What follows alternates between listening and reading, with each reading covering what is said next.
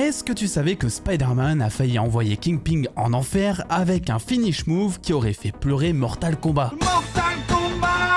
Oubliez le Spidey blagueur, Peter Parker est en mode purge. Tout part en vrille quand Kingpin place un contrat sur sa tête. Sauf que c'est Tante May qui se prend la balle. Ah merde, la pauvre. Peter traque les assassins et leur envoie une jeep, il fonce à l'hôpital, mais dans sa tête, la peine de mort est déjà votée. Il a la rage, il remet son costume noir, appelle Fisk en prison et lui dit que ce soir, il va mourir. Je vais aller chez lui lui casser la gueule, ça peut pas continuer. Le soir même, il libère tous les détenus et se pointe devant le caïd. Fisk, totalement arrogant, tente un monologue, mais est assez étonné de voir que Spider-Man reste silencieux. Et ça va énerver le caïd. Il essaie de lui provoquer en expliquant que s'il n'avait pas esquivé la balle comme une mauviette, Tante May serait toujours en vie, et ça, c'était le pire move à faire devant un Peter Parker en costume noir. Peter explose de rage et lui rentre dedans comme si c'était la finale de l'UFC. Spider-Man est à ce moment-là en RTT, Peter enlève son masque et explique que Spider-Man n'est pas venu pour le tuer, mais que Peter Parker, lui, si. Bad ass. Fisk se fait démonter façon puzzle, il tente une attaque désespérée, Peter l'esquive et lui place un uppercut qu'on devrait interdire par la Convention de Genève. Peter le chope alors par ses poignées d'amour. Je vais vous donner une gifle, c'est pas grave, d'accord? Et a décidé de Daroned le caïd. Il lui met littéralement 10 baffes devant tout le monde. Puis lui explique qu'il pourrait utiliser sa toile pour le faire suffoquer lentement. Aucun chirurgien ne pourrait le sauver, il est sur le point de tuer le caïd, mais change d'avis. Fisk est en bouillie à ce moment-là, il le supplie d'en finir. Et Peter lui balance que socialement, il a déjà tué.